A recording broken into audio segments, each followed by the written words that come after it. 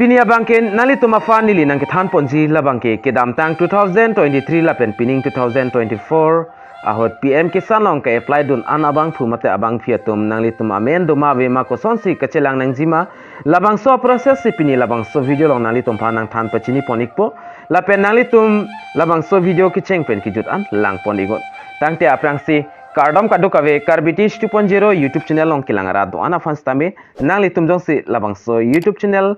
anta subscribe krilang pulote prabjen pen subscribe igon latest update mate kai ke nali tum birta kilong verji afan adu het belar jan theloi hodas tami nali tum tene ne pen berpon igder non tangme non pathiek pen koson si labang so list bang ka download nang ji la pen kilang nang ji ma labang so process le chithan pononang la pen lang pononang tangre non labang so 2024 new farmer labangso registration alis mate beneficiary alis kilang ponjia phan labangso video long nili nang tumphana than pachini ponikpo da sinali tum jong si kedam tang ahot stame PM Kisan jong si apply dun la penali tum nali tum amen duma vema pulabang nali tum chilang ji pulotang te labangso website long wang ignang po labangso website link nili video description long pig det po kali putan nali tum screen long tag pon long exi pmkisan.gov.in lason beri iglo putan nali tum mobile long stam lason interface na chiklang ikpo lapen nali tum lapo athak doi ponon dak doi non lapen da sab so chington ji la agno apis bang ong chat masi lapen la puapes doi pon lo punali tum dak thek long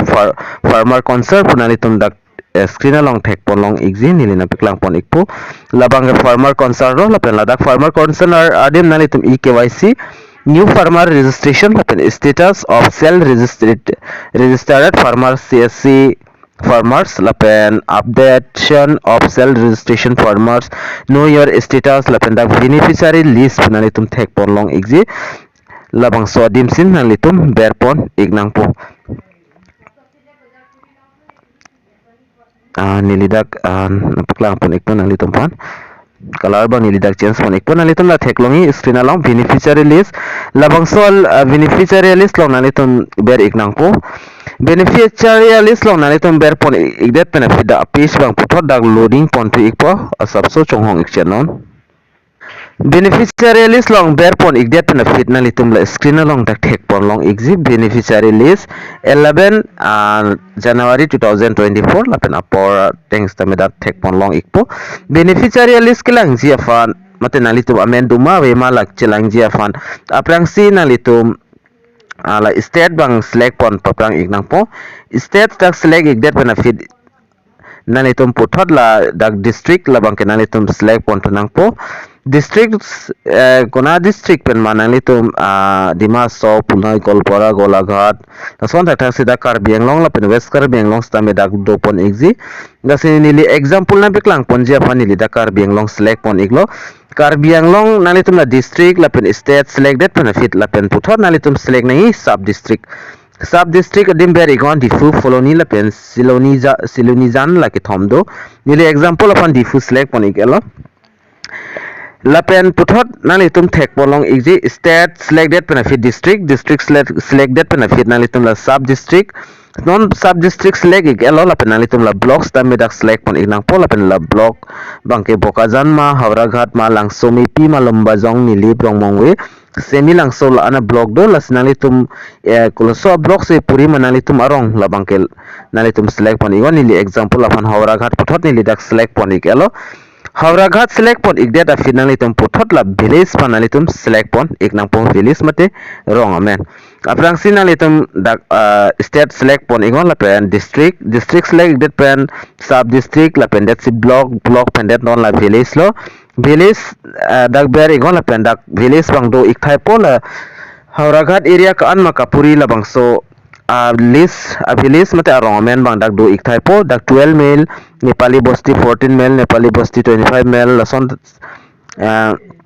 tak sida arong men andu do ikthai po da adarsa gaw lapen adivasi gaw da ho lason tak si amreng teron ada terang lapen ang jogbe lason tak sida penang an darong men de ila sinalitum la pu athak doi pon bom na litum arong men dak ri pon igon Ngapen nili example na biklang ji apa nili ajogarong men stami nili dak choice pon ikpo arong men arjumi senason example nili dak nalitum la theklong ji chai teron gaon nalitum la theklong ji nili la example apa nili la chai teron gao dak select pon iklo nalitum la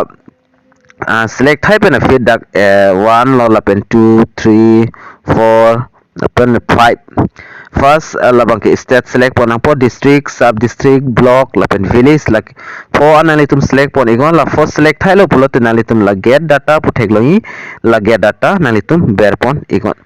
get data lang ber ik det benefit dak inghong ikchet nang po labang so piece photo dak loading to ikpo lapen la piece bang loading ik elo lapen la son thak dak farmer name amen kidu anatum amen bang ke dak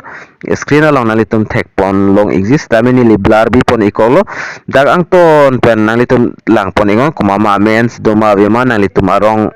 bang ko ansi doma avema la bang nalitum dak pen to change your